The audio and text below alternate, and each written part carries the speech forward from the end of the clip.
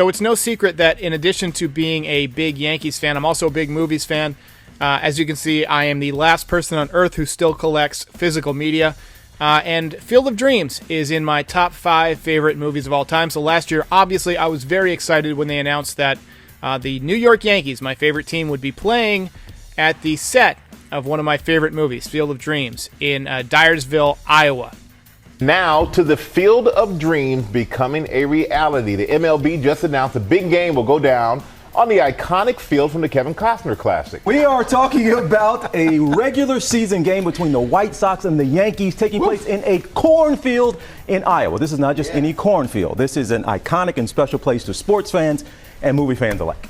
So Field of Dreams is the story of an Iowa farmer who hears a mysterious voice while he's out working in the fields, and it leads him to building a baseball field in the middle of his cornfield with the thought that the ghosts of the 1919 Chicago White Sox, the ones that threw the World Series and were suspended from baseball, would get to come back and play. Specifically, Shoeless Joe Jackson, who was his father's idol and hero.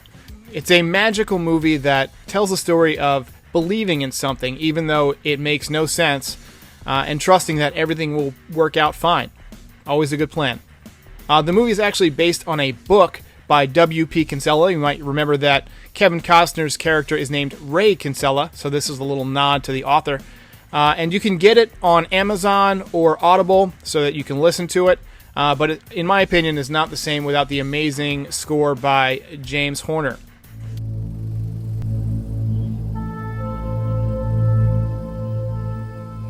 I wonder if there's going to be a sequel about the Astros someday.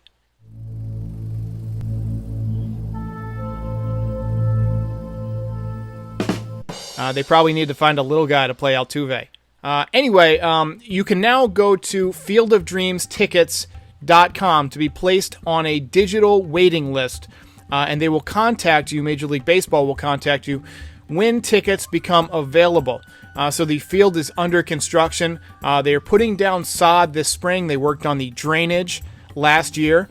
And the construction of the park is already well underway and should be ready in plenty of time for August 13th. So right now the ground is covered in snow, can't do a lot, but they actually put the drainage in for the stadium in October. So the field is pretty much ready. You just need to put some surface down, and then we'll be ready to go for August 13th. So as I said before, you can get your tickets on fieldofdreamstickets.com. You can actually get on the wait list and MLB will contact you. So looking forward to this season. Hopefully this is just as fun as the London series was. I know it was kind of a slugfest. It was like arena baseball.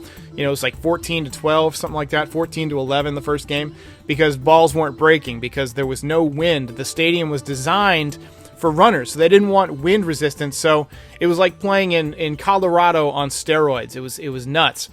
So hopefully this year will be just a good old-fashioned baseball game in the cornfield.